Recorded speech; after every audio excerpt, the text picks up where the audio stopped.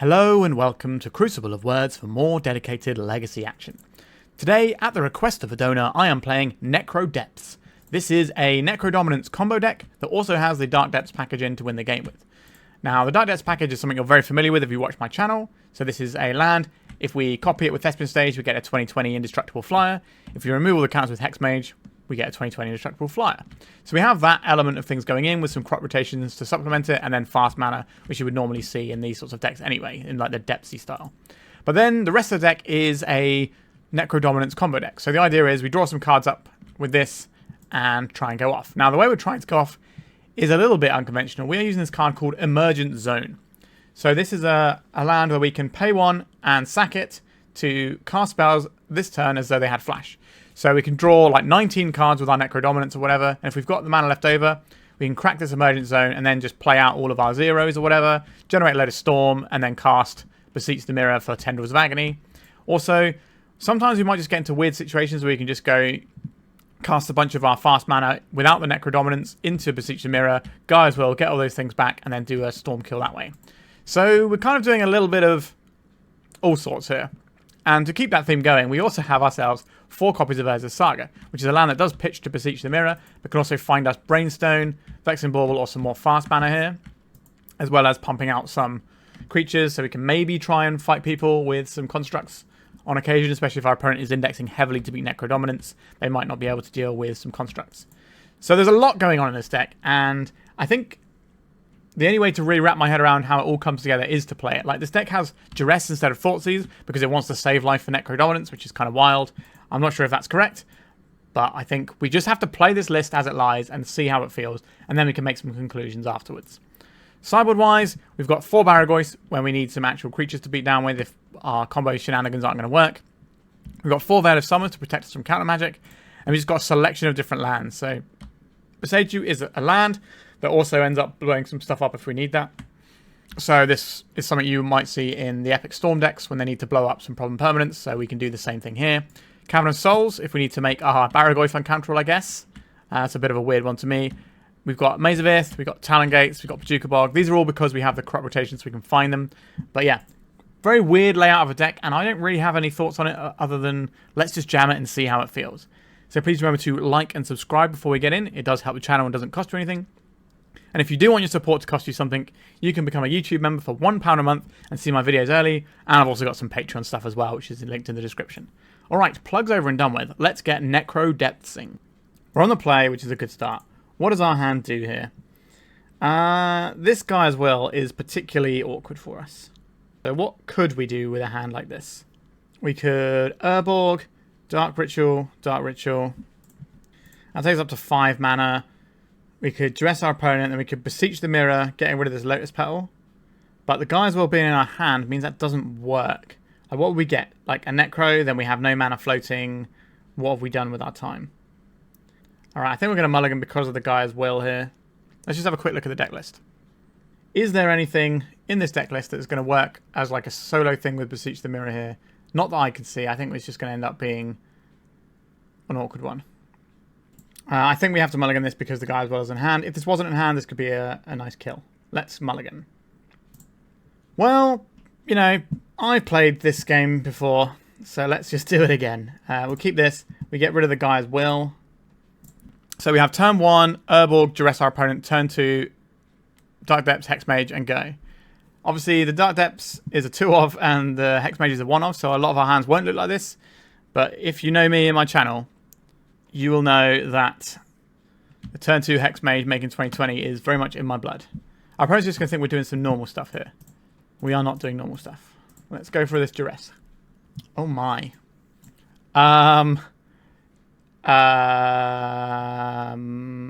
No thank you to any of these things. We can't take both Lion's Eye Diamonds. So they will be able to Echo next turn. So you probably need to make sure that Echo is as bad as possible, which I guess means we're taking this Lion's Eye Diamond, so they have less floating mana. Now the question is, if we play out this Mox Diamond and pitch this Dark Depths, that's less Dark Depths we have in our deck, but it's more mana for after we've been wheeled, so I think we are playing this Mox Diamond out now. I'm expecting our opponent to wheel us. Our opponent says they're new to the deck, so they're going to be a little bit slow with it, which is understandable. I've jammed the Epic Storm here and there, and I'm terrible with it, and it takes me ages to play it terribly. So I can appreciate our opponent needing to go through the motions and get good with it. It is a deck that massively rewards play skill and experience with the deck.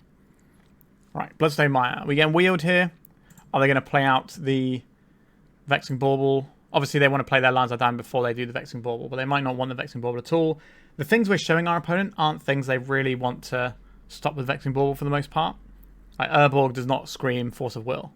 Yep, so they're not going for the Vexing Bauble. They're going to have one more mana floating off this Bloodstone Mire.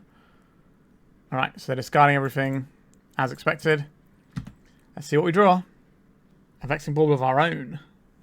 Alright, our opponent's got a Lion's Eye Diamond here. Storm is already 3. So they got 4 cards up. Alright, we're going for another spin. Alright, I'm going to exile this so we have some mana available. It might not matter. It might do. We don't know. Alright, doesn't look like it's going to matter here. So next turn we play this. We can Beseech the Mirror, but just Beseech the Mirror doesn't actually stop us from losing this one. Mox, they're imprinting a Brainstorm. A Dark Ritual. Storm is very much lethal. Yeah, okay. They're not going to have any trouble getting the lethal Storm here. If they cast a Tendrils, it is lethal. Maybe they're just going to snap that one off. If they've got Beseech the Mirror here, that works. They can sack their Chrome Mox. Could be a Burning Wish. It is a Burning Wish. So this will just go and get the Tendrils of Agony in their sideboard. And then they will point at our face and we'll press the concede button. Our opponent is kind of doing a similar thing to our Stormy stuff, but their engines are different to ours and their deck is more dedicated to doing that one thing. We're getting a Brainstorm first. Are they possibly looking for some hand disruption just to make sure they can play around whatever? Another Lion's Eye Diamond. And they're just putting the Tendrils on the stack. Yep, we will scoop it up to that. So, cards that are useful in our sideboard. Veil of Summer, get right in here. That is a useful one. Bojuka Bog can cancel out one of their combo lines if they're going for a Gaea's Will. So that's something I'm interested in. What do I not require? Vexing Bauble is a weird one because our opponent runs their own Vexing Baubles, and if they've seen black mana, they're going to keep in their Veils, so the Bauble is actually not as good as it may first appear. What are we shaving on now? Kind of tempted to shave on some Mox Diamonds because we might be mulliganing quite heavily, and this is a resource-intensive card. 19 lands plus a bunch of... Yeah, actually, I think we can probably come right off these Mox Diamonds. I know that's not going to help us in some respects, but I don't know where else we make the cuts looking at this list. We're going to be playing slightly more defensively with the Veils anyway. I think this is fine. We could even just board out stuff and have some Barrowgoyf, but, you know, I want to live the dream. Okay, what does this hand do? Turn 1, Urza Saga, Lotus Petal, Dark Ritual, Beseech the Mirror. So that's Storm 1, 2, 3, 4. Then we get Gaea's Will, which is 5. Then we play Lotus Petal, Dark Ritual, and then what? We're kind of stuck at that point. So this one doesn't go off on turn 1. It goes off on turn 2, I think, right? Because then we have an additional land, which is that... the problem is it's the triple black, isn't it? But we can play the colourless with the first one. Not being able to dress without burning this Lotus Petal doesn't feel spectacular to me, because that is our only black source. This is a really tough call if we keep this. Like turn 2, our opponent's probably, if they've got like Lion's Eye Diamonds and Echo of Eons in multiples, they're probably going to be doing stuff on turn 1. So I think we need to go a little bit quicker here. Okay. It's a weird one. One of these has got to go. So it's probably the Cabal Ritual. That's the least amount of mana. So let me make sure we work this out what the plan is. So we go Vault of Whispers, Dark Ritual, Necrodominance. Okay. Then what? Then if we want to try and go off on turn 1, we need more black mana, because we need to be able to crop rotate this into the thing that lets us play at instant speed. We can't do that. We're 1 mana shy. So I think we do keep this. And I think we play this out. And then, beginning of the end step, I guess if we have more Spirit Guides, are we supposed to go for it here? We've got quite a lot of mana. We can nearly play at instant speed. We just need to have one bit of fast mana, which is only going to be Elvish Spirit Guides is the problem. Whereas if we do this next turn, we're just locked for it. So we could just take a conservative draw 2 cards. Or we could, you know, absolutely windmill and see if we can get there right now. I think we're just going to take 2 cards. Maybe that's cowardly. If we had more Spirit Guides, like Simian Spirit Guide and stuff, then we could maybe approach this differently, but that's not the situation we're in right now. A Lion's Eye Diamond, that could cause us some issues if they're just going to be wheeling our hand that we've spent some time crafting. We'd probably go and get the funny instant speed land here if our opponent wheels. I think that's probably going to be better for us than having a Vault of Whispers, because we need that to do our combo at this point. But we'll see. And we can also just float this Spirit Guide mana. Okay, so they're not killing us this turn. Alright, we might be able to actually do the thing. That'd be quite exciting. Alright, let's have a look. Burning Wish, Vexing Bauble, Underground Sea, Urza Saga, and a Brainstorm. Some tools. So we're not drawing a card for turn because that's not how this game works. So now it's over to us. What are we up to? We obviously don't draw any cards straight away because of how Necrodominance works. But we should be able to pitch a load of cards and win the game this turn. So in response to this trigger, I'm going to float black. And then I'm going to crop rotate away this Vault of Whispers to go and get the Emergence Zone. So we don't want to draw this one is the thing. Because if we draw that, then if we draw all our copies of that, then we lose. So how much life are we paying? 17, I believe, is the number here. Puts us to 1. Okay, so now let's fire off some Spirit Guides and stuff. So there's one, there's another one. Where are our Dark Rituals? Let's Dark Ritual once. Let's sacrifice the Emergence Zone. Let's play out this Lotus Petal. Cabal Ritual is fine here. Another Cabal Ritual. So we got enough mana to do a whole bunch of things. I think we can duress our opponent here first. See what they're working with in case there's something weird over there. I'll just take this Tendrils, it doesn't matter. And so we can just go and do a Beseech chain here. So we've got Storm is 6.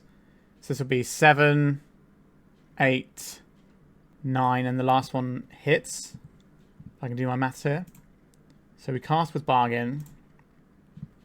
Bargain away the Necrodominance. We get another Beseech the Mirror. We bargain away. Oh, have I made a mistake here? I'm pretty sure I cast it with Bargain. But if I didn't cast it with Bargain... No, we did cast it with Bargain, I'm sure. Nope, we didn't cast it with Bargain. That is a horrible misclick. Oh, okay, that's just the game there.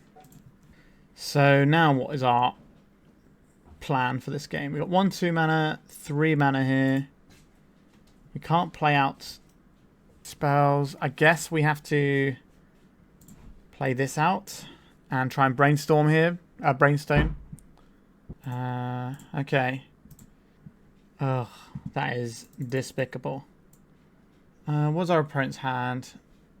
They've got a brainstorm, so they might not be able to win right away. So maybe we can assemble a Marit Lage combo here. So we need green mana. We just don't have the mana to do anything here either.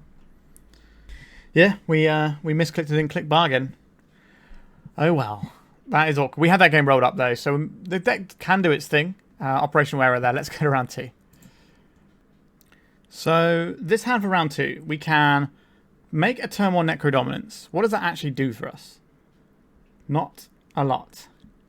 How much of our resources will we expend doing this? We've got this, this. We can cast this to get this down, and that'll leave us with 2 cards in hand. So we could draw up some more cards and maybe find a route for next turn. Is this good? Doesn't feel great, does it? Alternatively, we could play the stage and the Lotus Petal out. We just can't get the land we need into play. But surely we have to keep a hand that makes turn 1 Necrodominance, right? That's kind of how our deck is built. So we'll play the stage rather than the Mox Diamond here. We might be able to use this for Storm next turn. So in the end step, we can draw some cards. So we say yes here. Let's draw 10 cards. And hopefully create a situation that is good enough. So how much fast mana do we have here? Some. Can We can crop rotate this away now if we want to. What does that actually do for us? Very little. But we're going to want to crop rotate for... Alright, I think we crop rotate this one away now. Just get our Dark Depths in play. And then we go to cleanup. We don't need this or this. Don't think we want the Brainstone here. We want mana, basically. We're probably only playing one land next turn. How many Mox Diamonds are we playing? If we're only playing one land, it's the Emergence Zone. Maybe we don't get to have the Duress here. Are the Mox Diamonds better for us than the Cabal Rituals? Probably. Okay, so we have a bunch of mana. We can try and make a Marit Lage token next turn. Or draw 9 cards and start doing Emergence Zone stuff. Not feeling confident about this one. A Tamiyo. Sure, so now we have to worry about days as well. We don't draw for turn because of Necrodominance. Let's play a Mox Diamond. Let's play another Mox Diamond. Let's play Emergence Zone. And now we can draw 9 cards. And try and string together a win with 9 cards. There's some stuff here. There is some stuff here. So, Dark Ritual is probably our first port of call. Let's get that mana underneath us. Let's Dark Ritual again. And we can crack the Emergence Zone here. Does that help us? So we got what? Storm count of 4. I think that does still help us a little bit. Plays Mox Diamond. And we play... It doesn't really matter which one we put under this, does it? Okay, so we have 1, 2, 3, 4, so we have 4, 5, 6, 7 mana potentially. Let's try the Hexmage. Our opponent did not counterspell that. 1, 2, 3. I guess we'll just Tendrils our opponent now and get the damage done. It's not quite lethal, unfortunately. We're kind of... Because our deck is a bit of half and half, that kind of feels like how we're dealing damage here. We're sort of half of the Marit Lage combo, but then half of the Dormant him off plan. Am I playing around Wasteland? I think I am playing around Wasteland here. We can play around Wasteland or we can play around Prismatic Ending, but Tamiyo you tend to see in the blue-black shells because it's really good with Psychic Frog. Just gives you more cards to feed the frog, is a must-answer thing, but they might be banned and we might be getting Prismatic Ending. Or they could plow our guy, it doesn't matter either way. But now we have to work out what we do with this next Necrodominance, because that becomes a more difficult proposition. We've binned off a lot of cards along the way. Oh wow, we got it, the game there. Wow, okay. Somewhat surprised. So, what do I think works here? I like Vexing Bauble against what I'm expecting to be a bunch of counter magic. Do I like the Veil of Summers? Yes. Now, the problem is Necrodominance is just such a poor engine for what we're trying to do here a lot of the times. It is a tough one. I think... I don't know if I like the Dark Depths package. They showed us Windswept Heath, which you wouldn't see unless our opponent's running white mana. So let's get some Veils in there instead and try and lean into the Storm aspect. Probably get rid of one of those. We'll get rid of another one and we'll just get... I guess a Boseiju is fine here. It's just better than the lands we're removing. I think we'll try it without the Dark Depths combo. Now we still need the crop rotations because it goes and finds us our Emergence Zone. Gaea as well. Why do you love being in my hand so much? This can play like a slower game with a bit of hand disruption and hopefully Brainstone can find us where we need to be. We don't really have fetch lands. We only have the crop rotation. So the Gaia's Will is going to be stuck around at the top for a while. So I think we just need to mulligan this. Well, this does some things, doesn't it? And keep this one. So if we bin off this Vexing Bauble, we can go 1 mana, 2 mana, 3 mana, cast the Necrodominance. That doesn't really help. We pitch this 1 mana, 3 mana, 4 mana. We Beseech the Mirror, sacrificing nothing because we don't have any permanents. We don't have any land here either. But we do have some nice tools to leverage. I think we just put away the Mox. And we take it a little bit slow and hopefully use our Vexing Bauble to get out permission or get around their permission. Now, Vexing Bauble is something we'll have to crack at some point if we want to try and win this game as well. So it's a bit of a double-edged sword for us here. Alright, we'll just hold up these resources. We don't want to play stuff out that can get prismatic endinged. Oh, an Yawgmoth Nexus. That changes things somewhat, doesn't it? Our opponent's probably on that Infect Life. I see. Oh, we found a land though. That's something. I think we want to Duress right now. If we need to, we can play the Vexing Bauble as well. Our opponent could Brainstorm and hide some cards here if they think that's necessary. A Veil of Summer. Sure, that's irritating. Am I burning one of our pieces of mana to try and stop them casting Invigorate? Doesn't feel like a great use of our resources. We could be dead to this Yawgmoth Nexus next turn. I'm going to play the Bauble here.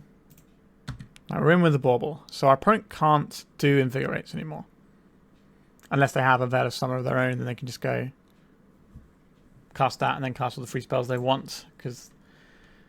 Okay, so that's a little bit awkward. So targeting our 2 permanents, I suppose. Yeah. So they get to cast this without it getting countered because of the Veil of Summer. So we'll take the extra card off of it. We did get 2 cards out of our opponent there, but it cost us 2 cards. Well, it cost us 1 card because we get the 1 back off the Bauble, so not the worst, but also I don't feel happy right now. How are we going to fathom this one? Necrodominance is such a weird card to try and use. Like the full-on Necrodominance deck is such a weird skew list. Okay, 2 cards left in our opponent's hand. A card we can't cast. Are we doing Necrodominant stuff right now?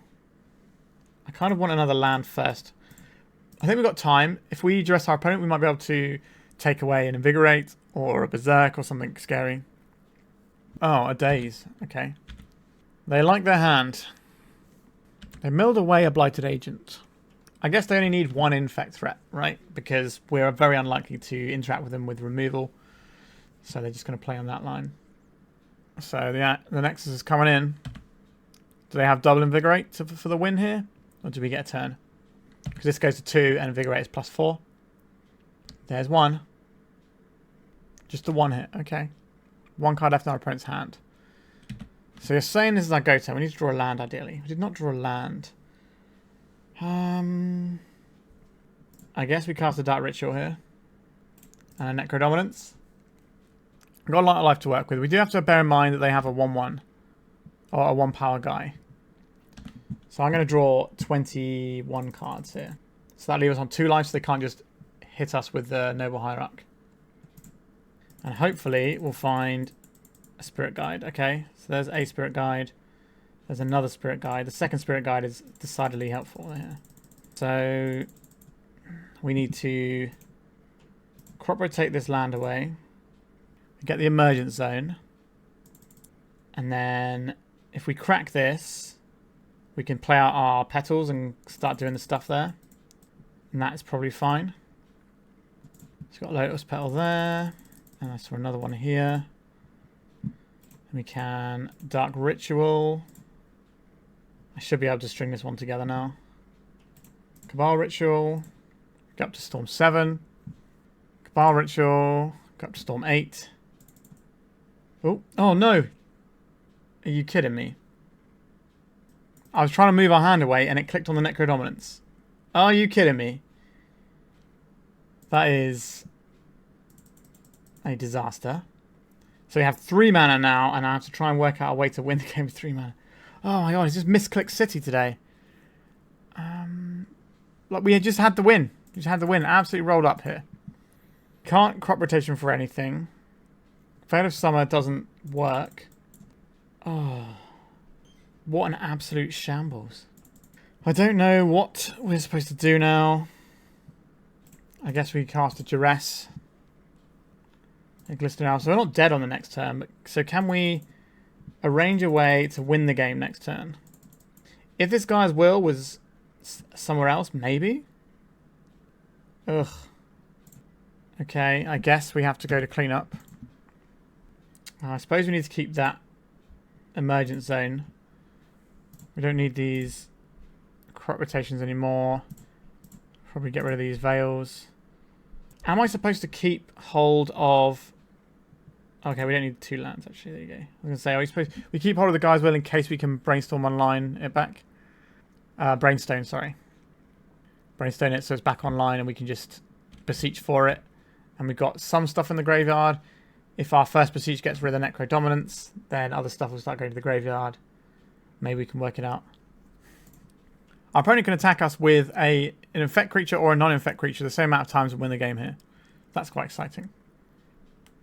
Alright, so they drew a Nexus for turn. They're going to play the Glistener Elf. This means they should attack us. Okay, they're not playing the Glistener Elf. I was going to say, if they play the Glistener Elf, they should definitely attack us with the Yawgmoth Nexus, but the fact they've got another Nexus means they probably should as well. Although, if we could answer the Nexus now, if we can answer the Noble Hierarch, we can't answer both Nexi. Alright, how do we get out of this one? Let's find out. So, what do we need to draw here? We have the Emergence Zone. We only have 1 life. I don't think we can do anything with 1 life here. We'll take a look, because obviously this deck is doing a bunch of stuff. 1 mana. No, we got nothing. Alright, so let's go to game 3. Well, we've seen that the deck works, but it was a little bit awkward. Let's submit and go again. I do think this is probably better than the depths configuration. No starting black mana is a big no-no, I think, so let's mulligan this one. You know what? I don't mind playing an Urza Saga game. That's harder to misclick. Alright, so I think we've probably been off this Cabal Ritual. So deploy the Saga. Our opponent's shown us Force of Vigor, so I don't want to play my bits for the Saga out until we get to untap, so we can make sure to at least make 1 guy out of it. Alright, no turn 1 play for our opponent is good news. That means we're not going to be getting killed next turn, so we've got a bit more time to work things out. So let's play out this Mox Diamond. Let's play out this Vault of Whispers. Also jam this. I don't need to jam the Lotus Petal now because the creature's going to be however big it is, and then I can play this next turn and attack and still save up 1 storm. I wonder if we'll ever get a zombie spirit guide in one of the Horizon sets in the future and just completely bump... Oh, no. I was going to say completely bump up all of the mono blacks or black-centric combo decks like the one we're playing, like Oops All Spells, all that sort of jam. Right, so we get a guy. We lose our construct. But we have plenty of stuff for Gaia's Will at least, which is how I'm hoping to win this game. So we can attack for 3, and then Gaia's Will sacrificing our construct. And that should be reasonable. Like, our opponent's got counter magic, that's going to suck for us, but we don't really have any better options given the state we're in. Sometimes you just got to send it. I think now is going to be one of those times. Are they got Verdant Catacombs? Are they going to play a creature now, or are we just going to be looking at them holding some interaction up? They could have things like Flusterstorm, which would obviously be a problem. They're getting rid of our Saga. Okay, that's fine. Only 3 cards left in our opponent's hand, so their interaction is going to be reduced. Alright, so we've seen our hand now. And let's see if we can navigate what our opponent's doing. Another Lotus Petal. So we'll play both of these out. So we can bash for 4. If we kind of go for it here and it doesn't work, then we've got nothing. We might as well just bash for 4 for a couple of turns and see what happens. Because we might be able to get a much reduced storm count to win the game here. See if we can get the Sagas rolling. Like a 4-4 is no slouch when our opponent's not really expecting us to have creatures to attack with for the most part. A Nexus. So now attacking becomes worse as an option. Ideally, I'd like to see them tap out of their Nexus, but we'll see. So we could attack. They could put a load of stuff into the construct. And that would be not the worst for us, to be honest, because then they'd at least be playing spells. Oh, he's going to plow us. Alright, so they cast this in our turns. That's +1 storm. Veil of Summer. Okay. I think we're cooking here. So, Dark Ritual. We want our opponent to cast a spell to help us out here. Cast with Bargain. Bargain away this Vault of Whispers. A Fluster Storm. I will respond with a Veil of Summer and hope that it's good. It might be good. I think we got it. I think we managed to find a way through. So we don't have to pay for these. They won't impact us because our spell is uncounterable. So this can go and get us a Gaea's Will. Does it need to get us a Gaea's Will, actually? If we just go and get the Tendrils here, it is lethal already, and we won't be exposed to... I guess if they have another Surgical Extraction... No, we just get the Tendrils here, right? Storm is 6. So we have 5 copies. Alright, we got there. Okay, we managed to get a match on the board. Sweet. Let's go to the next round.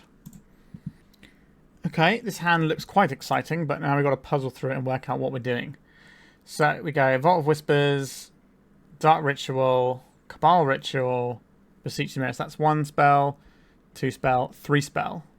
Then we can Beseech the Mirror with Bargain. And that could get us a Gaea's Will, which we then cast Dark Ritual, Cabal Ritual, Beseech the Mirror, but we won't have anything to bargain with it. Actually, can we play the Necrodominance as well? And then if we bargain the Necrodominance, that's enough. So let's have a count. So this is 3 mana, 4 mana, 5 mana. So we cast this with 1 floating, and then we go up to 3 mana, 5 mana, 1 floating. So that doesn't work, but if we wait 1 more turn, it does work, right? Because we end up with additional mana. So 4, we have 5 mana here. Yeah, okay. We're pretty close to being able to go off. Now we could just go, okay, let's try Necrodominance and see if that works. But I think we want to be Necrodominancing on turn 2 so that we have 1 mana up. So when we crop rotate to go and get our special land, it doesn't ruin us as much. I think we play the Urborg out. It can help our opponent, but we also don't want our thing that we're trying to bargain away to be wastelanded. So I think it makes sense to hold the Vault here. It's slightly higher priority for us to keep alive. Urza's Tower. So probably looking at Cloud Post. So we might not have to go next turn. Although they might be able to cast the 1 ring next turn. Okay, now this is definitely lethal, surely. Okay, so here is a Lotus Petal. Dark Ritual. Cabal Ritual. I will exile the Spirit Guide. Do I need to exile the Spirit Guide? It's a better question. So we can cast with Bargain and get rid of this Vault of Whispers. We hold priority. Where is the Gaea's Will here? We hold priority with the Gaea's Will. Then we crack this for black mana in response. So it goes to the graveyard. So we get to play it again. And that should be lethal. So Storm 6, 7, 8, 9. Tendrils is 10. Are we going to see a crop rotation? Oh no, we're getting blown out by a Bojuka Bog. We are getting blown out by a Bojuka Bog. Well, that's fun, isn't it? Yeah, that's pretty bad. If our opponent has green up then we don't play into that, but they just had colourless up. There's nothing we can do to play around the Spirit Guide. Alright, at least they won't have lots of mana for next turn. Maybe we can just pull off some kind of Necrodominance win here. That's going to be where our satisfaction will be found. Yikes. Boseiju. So they are quite far behind in terms of where they want to be. But they don't have to worry about anything because we are not doing anything. We're relatively close to being able to Necrodominance here. Alright, just a hard cast once upon a time. That's probably not where they wanted to be spending their time on turn 2. But at least they've got a turn 2, right? Different players would have ended differently for them there. A Wasteland. That's just a bit rude, isn't it? Goodbye, only mana source. A Dark Depths. Like, we're not playing it, right? So, let's just get that down. This means if we draw a Thespian stage, we can just go next turn. Or if we draw land in the crop rotation, we can go on that turn. So there's still some game to play here, even though we got absolutely crushed by that Bojuka Bog. That's why we're running the main deck, right? There's no other way that they win that game. But they have this thing in their sideboard. Sorry, they have this thing in their tutor package that they can just wreck the game with. Potent stuff. Alright, a Planar Nexus. So that's going to turn on Urza's Towers. It's going to turn on Cloud Posts. Thankfully they didn't blow up our creatures. That's something. Another Dark Depths. That is very much the opposite of what I wanted to see. Let's pass it over. So when we were doing the Beseech chains on turn 2, we couldn't chain our Petal. Well, we could chain our Petal into one more Beseech, but it wouldn't be enough. All right, I can't. This is probably going to be lights out for us. That's going to turn off all of our artifact mana, which is obviously a big part of what we're trying to do. I wonder what terrifying thing they're going to find. They could just go and get a liquid metal coating here. A Tormod's Crypt. All right, that's not so bad. But next turn, we're looking at 3, 4, 5, 6 mana. So they're just going to lattice us, and then we'll be dead next turn. So this is our go turn to put something into play that works. Does this work? I don't believe it does. All right, let's concede and go to the sideboard. Well, well, well. That wasn't great for us, was it? So what do I want here? Like, I think our deck is fine for what it is. I'm not convinced we need the Vexing Bauble, though. So does that mean we get something like a Talon Gate here? Or are we just getting a Barrowgoyf, so maybe we can just jam? Like, this Brainstone is probably not the most exciting thing, but maybe we still need to keep it. Is there anything better than Brainstone? Like, is Barrowgoyf better than Brainstone? Maybe. I don't really like having too many Barrowgoyfs if we're trying to do the Necrodominance plan, though.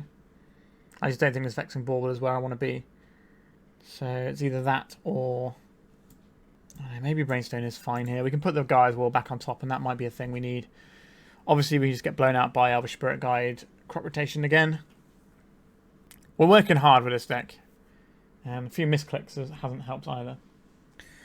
Okay, we have once again have this Gaia's Will. There's only one of these in the deck, but the amount of times that I open it is incredible. So, what does this hand do? We can Mox Diamond, Duress. Where are we going? This is just like a let's hope that Urza Saga does stuff, and it's already a mulligan. I think we can do better. Okay. 1 mana, 2 mana, 3 mana, 4 mana. So Storm is 1, 2. We don't get to Beseech into Beseech, though. So if we Beseech into Gaia's Will, we play these two out, and then we don't really get anywhere. But this hand isn't far off. It just needs like a ritual or something. So probably sling away one of the Beseech. And then we can begin the game on a Saga, start ticking that up. That can obviously find us some more mana, which is another thing we can get back if we're doing a Gaia's Will line. That seems alright.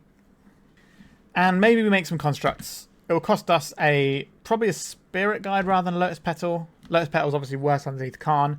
The Lotus Petals count towards Storm, which is going to be key. And Boseiju. So they're just going to hold up. Oh, they're not going to hold up Crop Rotation. A Vexing Bauble. Understood. Lotus Petal's looking less good. Right, I will play out this Thespian stage here. And we're probably on the Construct Beats plan. Maybe we're supposed to board in the Veil of Summer just for our opponent's Vexing Bauble. This is where someone who actually plays a lot of Storm decks would tell you what you're supposed to do. Let's make a friend. Kind of weird to me that there's not an expedition map. You're going to have to crack your own Vexing Bauble for this one, opponent. Nope, they're just going to pitch their own card to their own Vexing Bauble. They had a Beast Within as well. Okay, I will float some mana there. What do we want? Is it a Brainstone? Is it a Lotus Petal? It's probably the Brainstone here, isn't it? Let's play this one out. Let's get in for some damages. Our opponent's little misplay there is certainly going to help us out to some extent. If we had played out this Lotus Petals earlier on, then we would have been alright, but we didn't really want to play them in and like lose our Storm when we were close to doing a Gaia's Will line. So I think it was the correct play, even though it turned out a bit awkward. And our opponent helped us out by having this Vexing Bauble. We needed to crack this first. I thought that might happen as well, given the way that they were holding cards up. Like, it felt like they had something, and they were waiting to use it. Another one of those. Okay, let's get this Emergence Zone down. Are we just beaten down for 3 while our opponent's got no mana? I think so. So we can crack this Brainstone. It doesn't help us out very much, though. Because it reduces our clock. It means it will take us 7 turns to kill our opponent. And I don't think we can last that long. But 5 turns to beat down with this construct. Yeah, I can buy that. Cracking the Bauble. Like, they've got no mana over there. They're in a bit of a bind. We could get in a weird situation where we try and go off at instant speed. We don't have quite enough mana to do that. I mean, like, in our opponent's turn, not like at the end of turn after we've done Necrodominance stuff. Get rid of Vexing Bauble. That means we'll have a 3-turn clock with these Lotus Petals. I think if our opponent cracks this Bauble and plays another one, we're quite tempted to crack the Emergence Zone and just put the 2 petals in, because that's +2 damage. And that's a big deal. They could be trying to do some kind of crop rotation here, getting rid of their Ivugin instead.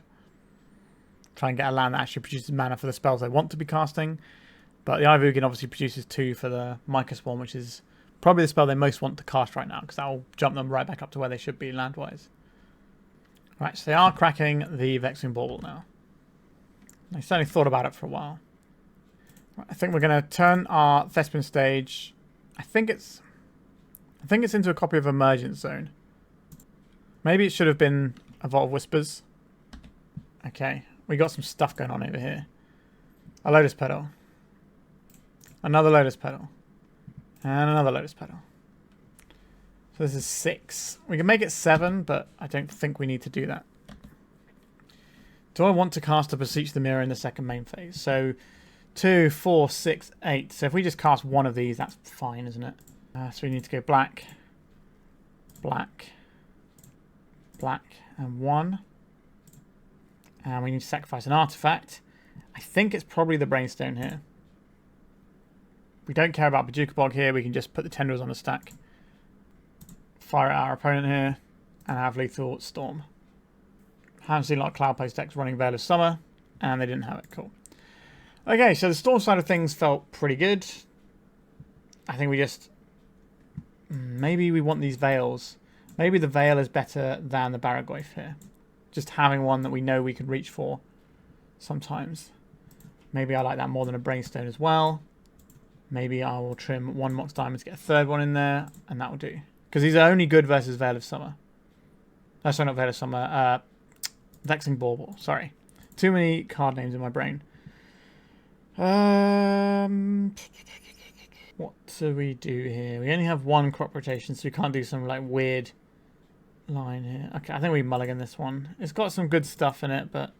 Okay, what are we doing here? We duress our opponent.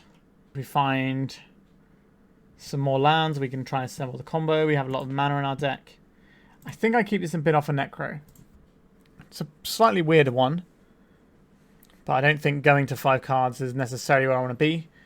Because our combo is generally quite resource intensive from like the Storm side of things. And the Depths combo isn't that intensive in resources. Like you can do it on a smaller number of cards in hand. But the problem with doing that is we don't have many copies of those cards in our deck. So I don't think that's what we should be mulliganing for. A Dark Ritual, you say? Okay, that certainly interests me here. I think we are just dressing this turn. And then next turn, if we find a land, we can try and go off the Necro. So what do we have here? A Force of Vigor they can't cast. They're planning on playing this 1 ring. So I think we just say no to that one. So next turn, draw a mana source. We can Dark Ritual, Necro. And then if we just find an Elvish Spirit Guide, we can go and get the thing that lets us play everything instant speed. And that'll be good. So can we find a land? We did find a land. It's a good land as well. This doesn't have a mode that messes with us. It exiles cards from graveyards, so we can't do the graveyard plan. Okay, I think this is second main phase. Cast Dark Ritual into Necro. Our opponent might not have a green card. Because Mica Spawn is not green. It is colorless because it is devoid. Did you draw a green card? So they can also Kozilek's Command for a green card here. That's not the worst. But they've got what? 2? They have to have a green card in their top 3 cards. And they've got, I don't know, probably 10, 11 green cards, 12 maybe. So statistically the odds aren't too bad for us here. And if they're burning their Kozilek's Command for this, then we get our Dark Ritual back later when we try and do a Beseech line. Right, our opponent was trying to force the Vigor and they couldn't because of the Mica Spawn. So they're probably going to be doing a Kozilek's Command, digging for a green card now. So here goes. Do they find the green card? No, our kill is not deterministic from this point. So even if they don't have it, we might not win the game. But I like our chances here. 1 top. Okay, so that's probably a green card, I would imagine. An Elvish Spirit Guide. And they get to take our land out, but we can say no to that one, can't we? What would I like as a land here? Realistically speaking, probably the Emergence Zone.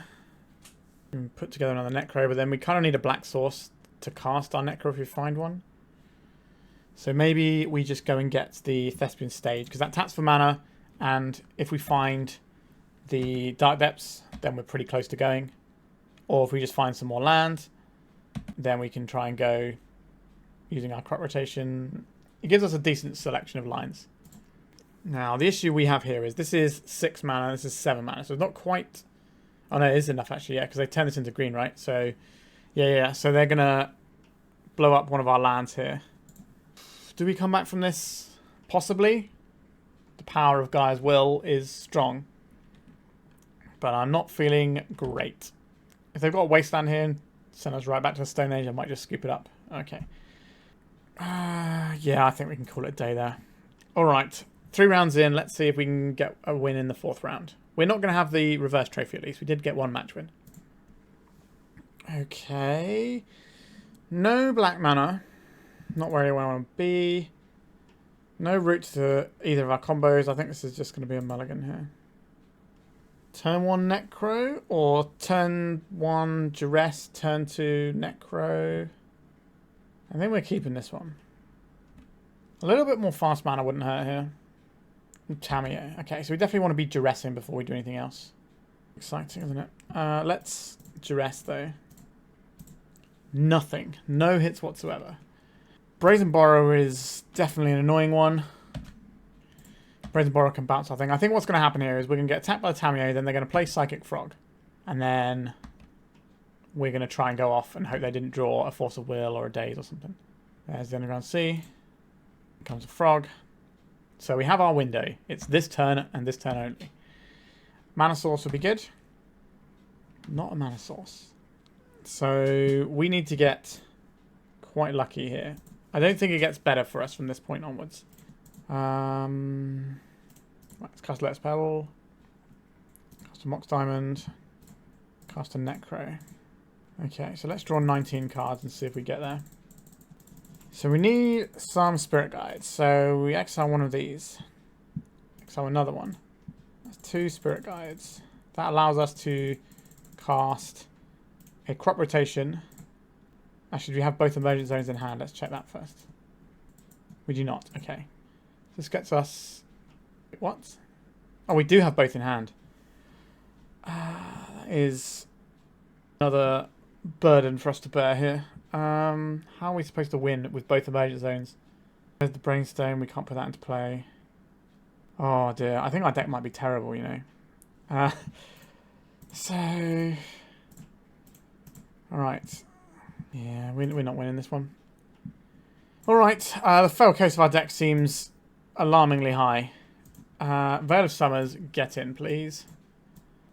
What do we want to replace them with? Like, we kind of need the Crop Rots, because our deck doesn't really function without them. Maybe we trim the Mox Diamonds, because that's just an easy 2-for-1 for our opponent when we play it a touch slower. Do I think the Dark Depth stuff is good, actually? I don't think that it is. Although, the deck's probably going to struggle to answer a creature. But that is reducing the amount of mana we have in a big way. No, let's just get rid of those. Get back some Mox Diamonds. Let's have 3, I think. I really don't like getting clogged up with Mox Diamonds. Okay, so we have some tools. We have a lot of mana. So how many payoffs do we have here? We have 8 payoffs. Do I think we can draw one of those 8 payoffs? We also need an artifact. We can go get an artifact with a crop rotation, though. This leaves us quite cold to waste that. I think we can do better. Doesn't feel much better, does it? I think I will keep this, though. We at least have an Urza Saga, which can threaten to make some pressure. I think we start off with the Duress, though. And just have a look what our opponent's cooking with. A Daze is a lot easier to play around than a Force of Negation. I'll tell you that much. So, I wonder if we're going to see the Nethergoyf come down. Because the Nethergoyf actually clocks us, and if they want to reduce our life points to make our Necrodominance worse, that's a good idea. Okay. They're playing the Tamiyo out. That suggests to me that maybe... I don't know. Why would you play the Tamiyo out over the Nethergoyf there? Seems odd to me when they know that we're leveraging our life total. Okay, if we draw a land next turn, we can start making some constructs. That's not the worst. That can find us a Vexing Bauble, which can do some stuff here. If we find a green source, that'd be lovely. So our opponent's going to be doing some Tamiyo nonsense, cracking some clues. I don't think they're going to crack clue. I think they're going to play the Nethergoyf. If they don't play the Nethergoyf, it means they've got an instant they really want to leverage. Apart from days. Alright, there's the Nethergoyf, sure. Another Duress. Do I want to burn rituals or not? I don't think I do. We could burn rituals to make a construct, but I don't think that's how we're going to win this game. So I've got Bloodstained Mire and Murktide Regent left in hand. Okay. So our plan is what? Draw a good card and win the game with it? Sounds like a good plan. Maybe we get Brainstone, and then we can shuffle some stuff around. I think we still got the Brainstone in.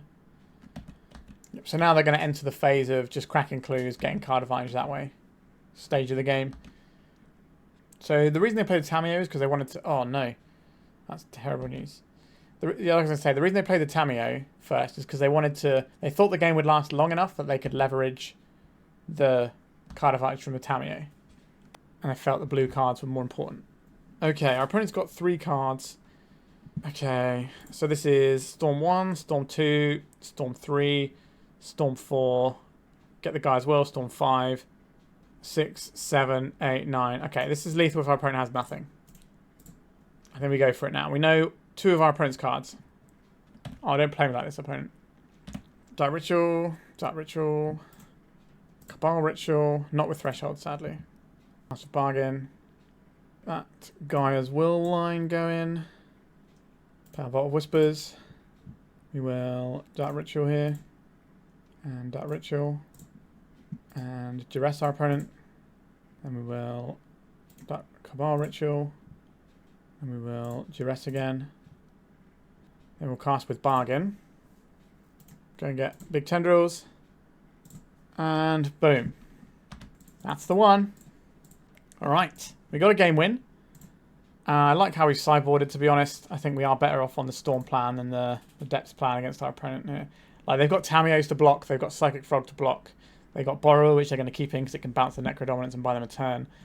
I just think we just want to be trying to play a bad version of Storm here compared to, like, the good version of Storm because we've kind of taken out this extra thing we've got going on. But, you know, Necrodominance can power through a lot. Not like 19 cards is a lot of cards that we get to see if we get to do the thing. Okay. I can buy this one. This is a turn 2.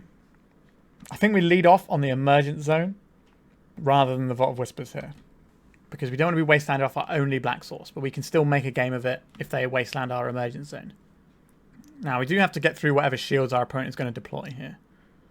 But maybe we can surprise them by using a Spirit Guide to beat a daze. If we draw a Duress here, do we change our plan? Okay, so now I don't want to play the Emergence Zone because we found another source. So I think we play the Vault of Whispers first. And we can save the Emergence Zone because we have another black source.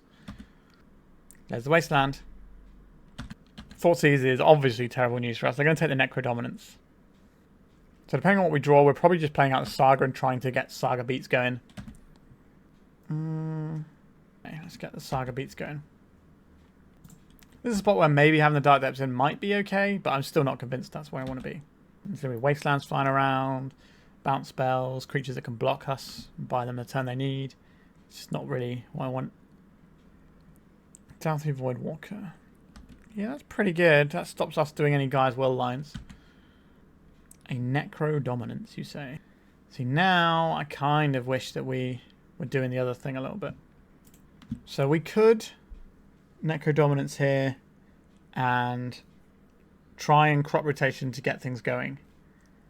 Is that better than just making constructs? I don't think the constructs are going to work anymore because our opponent's clock is probably going to be better than our construct. So let's try and Dark Ritual this Necrodominance out. We're going to resolve?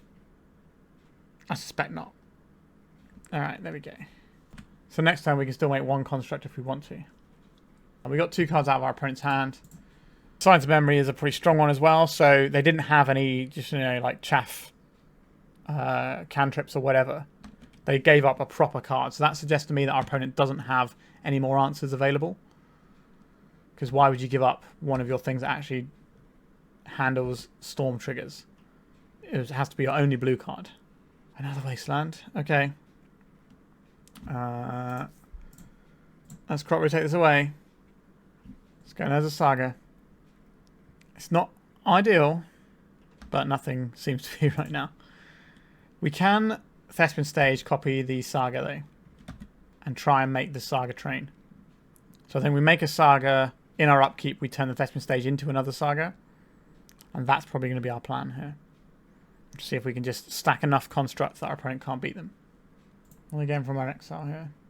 They're going for the crop rotation. Oh, they're casting our Necrodominance. Alright, this game's going to get weird. That's what you're telling me right now. How many cards do you want to draw? They probably don't have any life gain in their deck. So they have a limited amount of cards that they get to draw for the rest of this game. Obviously, they have cards that draw cards themselves, like Brainstorms, Ponders, Psychic Frog, Tamiyo, so they can, you know, leverage some extra stuff. But let's just make ourselves a friend here. Our opponent's got to go clean up, get rid of a couple of cards. So we can turn this Thespian stage into a Saga right now. So then it gains the ability now. If we wait till after the main phase, then we have to wait another whole turn cycle before this can start churning out friends. Consign to memory. No tutors allowed. Alright, we'll attack with our 1-1. But our opponent doesn't have a threat now, and we are reducing the amount of cards they can ever get to draw by hitting them, even for a measly 1 damage. Quite like our opponent to find a basic. That would be helpful for us, because then we can have this as a Saga that doesn't die to anything. So our opponent might specifically not get any basics, so that they can play around our Thespian stage becoming a basic land. A Psychic Frog. Yep, that's a good one. And a Ponder. Alrighty. Would you like to pay any more life, opponent? They've gone to 2 life here. Yeah, so any excess cards just get put on the frog here. It's pretty gross. So they're going to have a large friend. But if we can draw something like a Beseech the Mirror, maybe that'll be enough. We don't know what permission our opponent has. If we can just draw a Tendrils of Agony, that'd be great. Not draw a Tendrils of Agony. So we can play a Lotus Petal out here. That grows our construct, for better or worse. Hopefully for better. Not that it really matters into the Psychic Frog is what I'm on about. We just can't get through this body. Although if they turn it sideways and they don't have another threat, then we obviously get to clap back with the construct, and that's pretty dangerous. So, you know, maybe we're going to have a route out of this one. Where is my Tendrils of Agony? Just fire that right up. Our opponent only gets to jump the frog twice, but they might only need to jump it twice. Tamiyo is one of those blockers that we mentioned. But we have 2 attackers, so they're going to need something more than 2 blockers. So they need a piece of removal. Even if it's just bounce, it will count as removal against our token.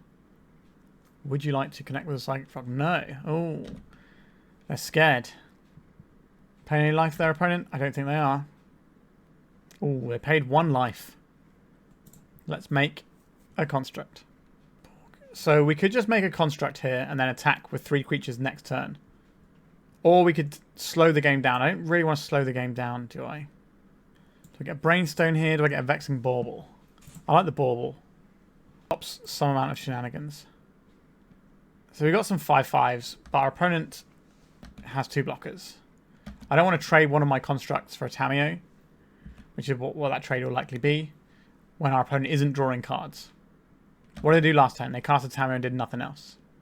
They can flip their Tamiyo with a Necrodominance if they have more life. But like I said, I don't think our opponent has the ability to gain any life. So we're probably just going to be able to cruise through with these constructs in a very weird game here. If we can find a Tendrils of Agony, we can just stick that on the stack and try and win the game with it as well. If we find a Beseech the Mirror, that also works. So we've got 5 draws that just win us the game here. Harbinger of the Seas. That's a blocker. It doesn't matter for what we're doing here. We have the Lotus Petal if we need black mana. I don't believe our opponent's going to pay any life. 4 cards on our opponent's hand. So we attack with all of them. They lose 2 creatures. We do lose one of our constructs, but then they've got 4 cards and they need to find another blocker for next turn. So whereas our previous attack was a 1-for-1, this attack is a 2-for-1. And our opponent is not gaining additional resources. So I like that attack a lot more than the previous one. I will play out this land. If something goes really weird, we can always crack this Bauble and try and go off for instant speed using our Emergence Zone. If our opponent's going to do something that will kill us. They might die because they played our Necrodominance here. Oh, that's a desperate looking attack to me. Pitching a Force of Negation.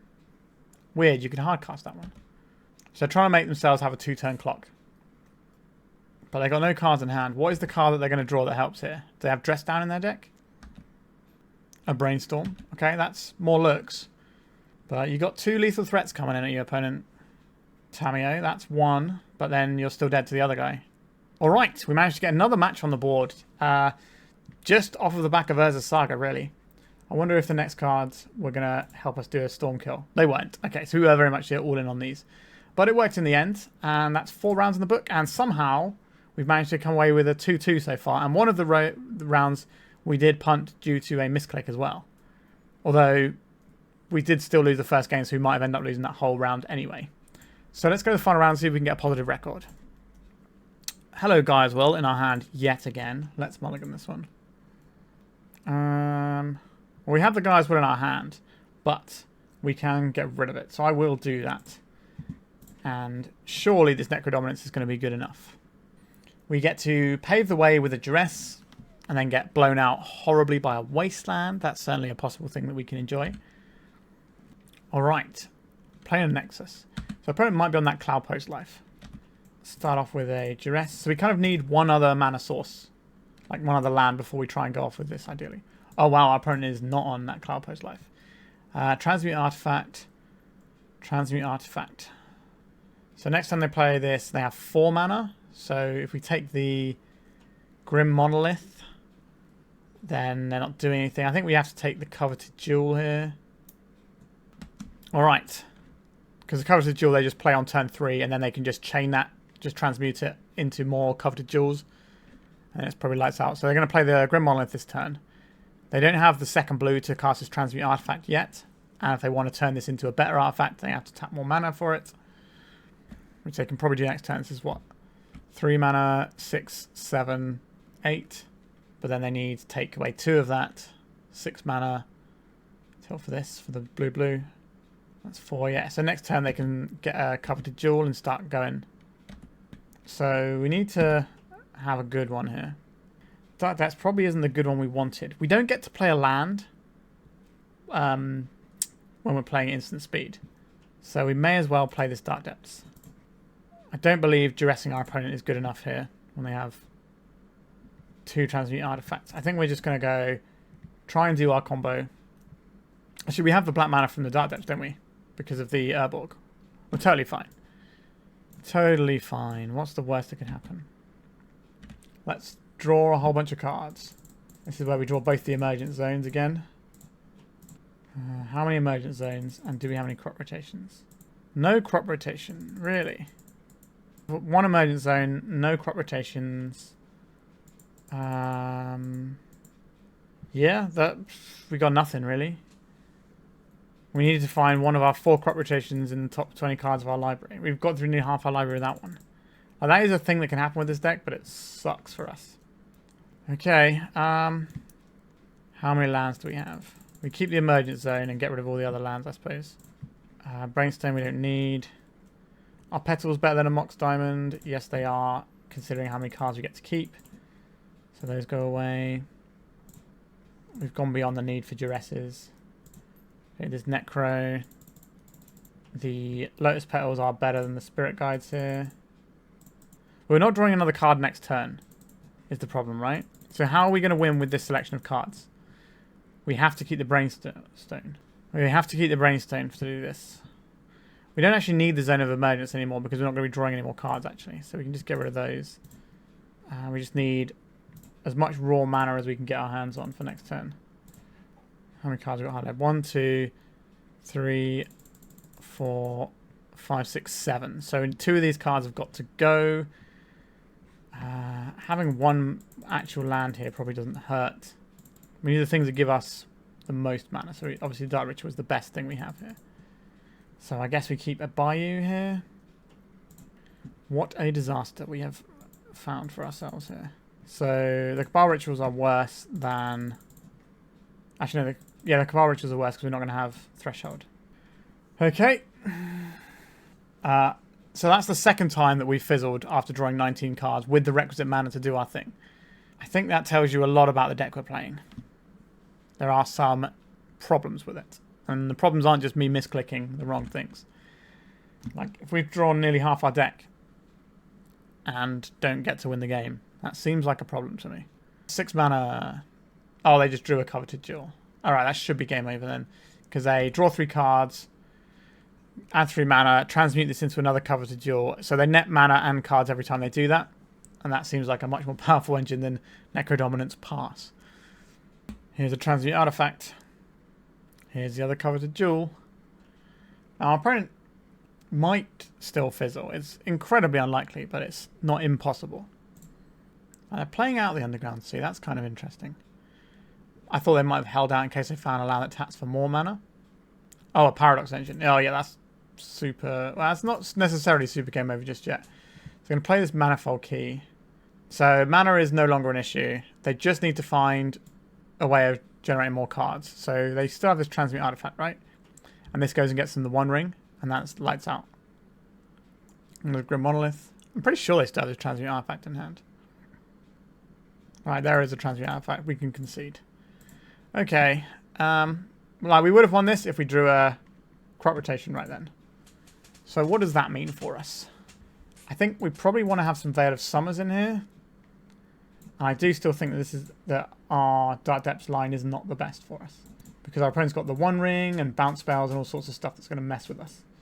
So let's have something that looks like this. Do I like the Vexing Bauble? Not.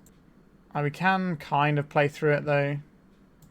Go on then, we'll keep the one of Vexing Bauble. I think we're going to die before the one of. We probably want these Boseijus as well actually. Over some stage, and I don't think we have the time to have a Saga run its full course. Let's try something like that. I don't know, I feel a bit defeated by this deck today. The fact that we did our thing twice without it actually winning us the game is very disheartening for me. Okay, so once again, the Gaia's Will is our opener. I'm seeing a theme here. I think we have to mulligan because this doesn't really go anywhere. We need one of our engine cards. Alright, now we have all of our engine cards. 1 mana, a little bit more mana, still not quite getting where we need to be. If we draw a land on turn 2, we can play the Necro and then maybe try and spike the things we need. We would need, what, 2 Elvish Spirit Guides out of 19 cards to try and win the game on turn 2. But we also have to spike another land or mana source for that to work in the first place. Is that a little bit sketchy? Maybe. But I think we're probably not getting better than this where we are. Vault of Whispers. Manifold Key from our opponents. Can we untap into a land? I would also take a Lotus Petal. We hit the land. Okay, so we have a chance to go off this turn. We need to hit 2 Elvish Spirit Guides to try and go off this turn. Is that worthwhile? Or should we let our opponent untap? If they have a Grim Monolith, we aren't basically just going to die to what they have. So I think we do have to try it here. And if they have a Force of Will, maybe our opponent will not have the blue cards to really pop off next turn. Right, there's a Force of Will, pitching a Sink into Stupor. Okay. So they're on low resources as well. Urza's Saga. They probably play a better Urza Saga game than we do anyway. Okay. We're getting close to doing something with our Beseech the Mirror. Crop Rotation is weirdly like a free spell underneath the Beseech, so we can use it to generate Storm. There's a tower, many manas over there. We've got to have some kind of payoff here. Whether it's a Coveted Jewel, or a Khan, or a One Ring, something along those lines. They must have something. Unless their entire plan is Urza Saga. Do we want to play the Urza Saga game ourselves here? How many constructs? So they'll have a 1, 2, 3, 4, 5 power guy. So they'll be bigger. I think we keep the crop rotation rather than taking a Saga then. A Vexing Bauble. Doesn't feel the most useful, does it?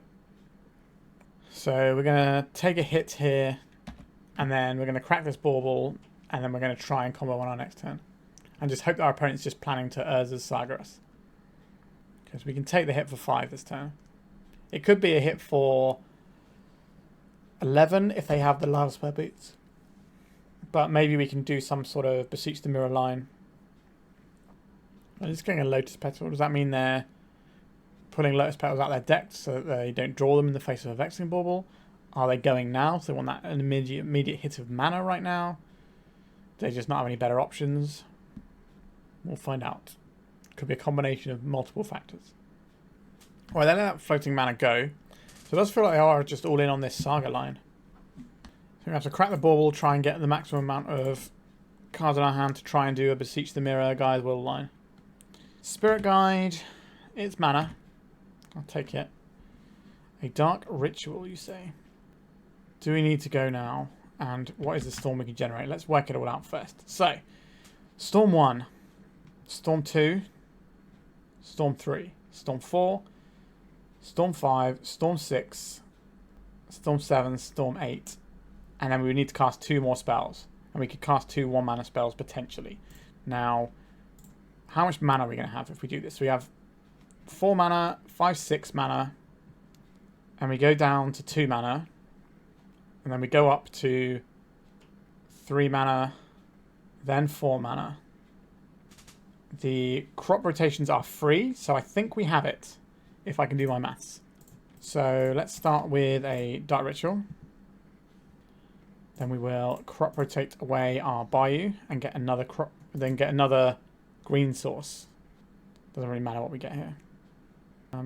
Just get the Bayou. Then we exile this.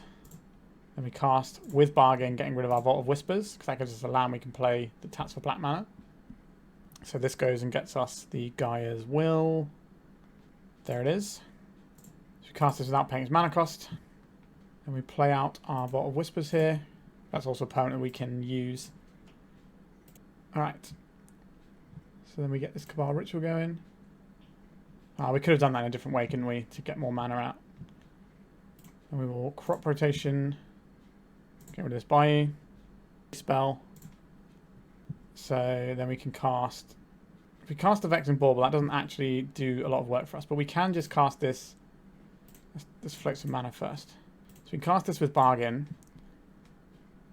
Cast with Bargain. Yes, make sure we've clicked that the right one this time. Cast this with Bargain. We're going to get another Beseech the Mirror. Then we cast this without paying its mana cost with Bargain. Get rid of this. Get our Tendrils of Agony. Point this at our opponent's face. And that should be a lethal Tendrils there. Alright. Now we just need to do that again. I think we just ball in with the same plan. They've shown us the blue spells, so obviously I've added summons are working here. It feels like I'm working very hard with this deck. And it's a little bit out of my wheelhouse. I'm not a Storm guy. There's some wonderful Storm guys out there. I'm not one of them. So it's taxing me a lot, but we are putting some wins on the board here and there. Lo and behold, your friend and mine, Gaia's Will is on our opener yet again. I can't seem to get rid of this card. Let's mulligan it. Like, it's been winning us games, but not from our hand. So this doesn't have any of our engine pieces, but does have a little bit of disruption. Is that good enough, or are we supposed to go to 5? I think we're probably supposed to go to 5. Okay, I'd like this a little bit more. So we have this into Dark Ritual, into Necro. 2 of these cards have got to go. So we can either get rid of the Mox Diamond and the Saga, but that gives us the extra mana we need. So I think we actually have to get rid of the Cabal Ritual and the crop rotation here. So that we have the extra 1 mana we need to cast Emergence Zone if we can get there all on turn 1. Now our opponent might just have a counter spell and we don't get to do our thing at all. But our opponent is playing a deck where we can't really afford to let them do their thing. Because if we just let them play for a few turns until our Vexing Bauble comes in off our Urza Saga, they're probably going to win in that time frame. So we could play the Mox Diamond, pitching the Urborg. And then we can play the Saga, and we can play Saga Gaming. We can also Boseiju something away. That's a bit slower. But if I just like go straight into Dark Ritual right now, we get 2 cards out of our opponent's hand anyway. But I'd rather have... I think I'd rather have... Okay, yeah. Okay, I've got the plan now. So we go... There's a Saga here. Actually, no, we play the Mox Diamond first. Because if this doesn't resolve, we change which land we're dropping. Okay, so I think we're putting away the Urborg here. Then we play this Saga out. We get our little token... Our little counter on it, sorry. Then it's Dark Ritual into Necrodominance time. Alright, they have a Force of Will. But now, the way we've played this out, we can now just play Saga Gaming. And that's not great, and it's probably not going to beat what our opponent's doing. But it is better than literal nothing, which is what happens if we pitch the Saga to the Mox Diamond here. I just think that with the way that our opponent accelerates their board every single turn, if we give them a bunch of turns where we just sit there with an Urza Saga waiting for the Vexing Bauble to come so we can play through counter magic, that's probably going to end up very poorly for us. That's my conclusion, at least. I think... Do I want to make construct? I think we're making constructs. I think if we Boseiju our opponent, we maybe slow them down, but we aren't ever putting ourselves in a position to win the game that way. Whereas this way, maybe our opponent doesn't have the goods, they can't quite go off, then we get to do our construct thing, and maybe it's good enough, maybe it's not. But I would rather take a line that has more of a chance to win the game rather than lose the game slower. Now, sure, maybe we could brick our opponent with this Boseiju and then they just never draw anything for ages, even though their deck's full of draw stuff. That's a possibility too, but I think the line I've taken is one I've explained thoroughly enough for now. The One Ring. Yep. So that's not a thing we get to Boseiju away anyway, which is if we just sit there holding up Boseiju and then our opponent's big payoff is the One Ring, then we're going to have obviously just wasted our time. This way, our opponent's life total is under threat from their own One Ring as well as our constructs. Now, our constructs don't get to bash for the first turn, but we can work on that. Another Grim Monolith for our opponent. So they're going to have plenty of mana to do stuff with their cards from the One Ring. We just got to hope they don't find the right ones, and maybe we can squeak through a cheeky construct beatdown. Honestly, don't hate this draw. It's a land. It can help us do some stuff. I think a Vexing Bauble might stop some of our opponent's things. I think that alone is worth putting into play here. Right, let's get our Brainstone in as well. So we've got 10 power in play. Maybe we can increase that next turn. There's no point attacking into the One Ring. Right, the One Ring ticking up. Our opponent's taking quite a while with this turn, which means they don't have a really clean line to just bury us this turn. Or they've got so many good options it's hard to pick which one. I'm hoping it's the former rather than the latter of those two possibilities, but we're about to find out, I suspect. Alright, 5 mana. Is this like a Paradox Engine? It's a Transmute Artifact. Okay, we can't really do a great deal about this. What are they getting rid of? Probably a Grim Monolith. Paying 3 mana for a Paradox Engine. And if they cast any spell here, they win the game. Oh, just a Coveted Jewel. Okay. Now, if we get to attack our opponent right now, we're laughing. But they might just transmute this into a Paradox Engine. Or something. Or into another one. Right, Coveted Jewel is going. Is it going to be another Coveted Jewel? It is. This draws them 3 more cards. You can just F6 here. We don't have any plays. Phyrexian Metamorph. You know what that turns into. A Coveted Jewel. Okay, well that took some life points off them. But again, our opponent is odds on to win the game this turn. Might just take a little bit of puzzling out. Let's see, another Transmute. The third one. Another Coveted Jewel. Sure. Phyrexian Metamorph. Is this going to be another Coveted Jewel? Sure. So just with Coveted Jewels now, they've drawn like half their deck. Another Transmute Artifact. We're going to see a Paradox Engine. Is it time for the engine? You must have a spell you can cast. There's the engine. Alright. And now they cast any spell, they untap all of this. And then we scoop the game. They can even cast a Mox into our Bauble and it doesn't matter. Right, so land. And then the One Ring lets them just draw the rest of their deck. As long as they can keep casting spells. They really don't have a spell they can cast. That's what this tells me.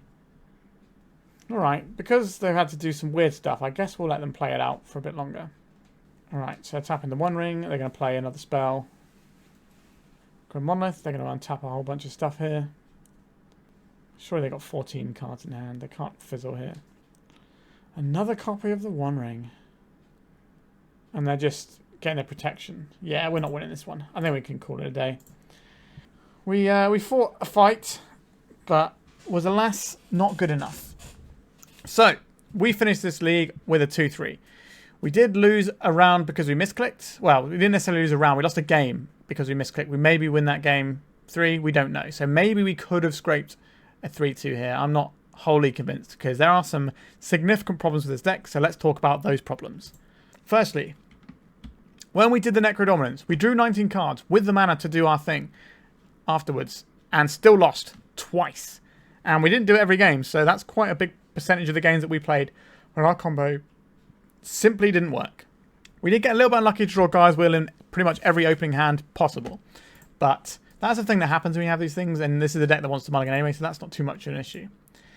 Then we have the fact that we're running this crop rotation is so that we can do our Emergence Zone stuff, right? So we can go and get this. And then we've kind of just tucked in this little package of Hexmage and Dark Depths. We won one game from Hexmage Dark Depths. We had other games where these cards did nothing. And I don't think you want to be running this. I think if you want to be running a Necrodominance deck, you can run a Necrodominance deck. We played against a blue-black Necrodominance Storm deck a while back that looked quite good. Instead of being the really quick one with all the Spirit Guides and stuff, it just took a slightly slower pace. And sort of played more like Ad Nauseam Tendrils with like Necrodominance as its Ad Nauseam. And that list honestly looked pretty good to me. So I think that would be like a better approach to doing something here because it still had the normal things. We've kind of got a lot of colourless lands here. So let's put them over here. So we've got a lot of colourless lands and we're trying to cast a black spell. Obviously our rituals can help that, but sometimes it just means we get to 3 lands and we still can't cast our big payoff card. Then also the fact is, we're running Mox Diamond, and we've got 19 lands. That is a very, very slim number of lands to run a Mox Diamond. Now, the Mox Diamond was still fine on occasion, but there's many ways that could have gone wrong. I think if we're trying to do the Necrodominance thing, we probably need more Spirit Guides if we're trying to go off instant speed. Yes, the red Spirit Guides don't help us do anything, but they can pay the 1 mana for the activation of the Emergence Zone. Is the Emergence Zone better than Born Upon a Wind? Obviously in this deck it kind of looks like it because we're not running things like Manamorphose, but maybe we should be running Manamorphose and it ends up being better. That's certainly a thing to think about. Honestly though, I do not like this deck. Like, we're not great with our own Vexing Baubles anyway. Obviously we can crack it. But like Brainstone is a very weak card to be honest, and I don't think that's where we want to be. And we're just trying to jam this extra thing in. Maybe let's say we strip out some like some of the Dark Depth stuff. Automatically, we can add in 4 cards that actually contribute towards what we're doing most of the time. Because we were more or less a Storm deck for the major part here. And like sideboard wise, I didn't really feel like the Barrowgoyf was something I ever wanted to board in. Like, where do you want these? How bad does it have to be where you think one Barrowgoyf maybe is going to be better than the thing that the rest of your deck is dedicated to doing? Like, it's not as if we're a graveyard combo and we just can't win if they have our graveyard locked, right? Because we can do Beseech the Mirror stuff. We can do Necrodominance stuff. If you watch Brian Cook's videos on over at the Epic Storm, you'll see how he wiggles his way through all sorts of hate permanents and all sorts with the Epic Storm, because it's very resilient and you have all these different angles you can do, whether you're Beseeching the Mirror in or Galvanic Relaying, Echo of Eons. There's so many different options for that deck. And we're basically playing a worse version of that deck with less options so that we can fit in this package and also do this cute, fun Necrodominance Emergence Zone thing. And whilst it was fun when we did pull that off, it also failed to go off twice.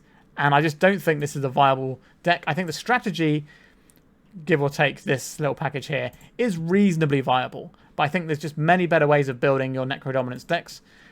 I don't like the all-in Necrodominance turn 1 deck, but I do think the blue-black one has some interesting legs to it.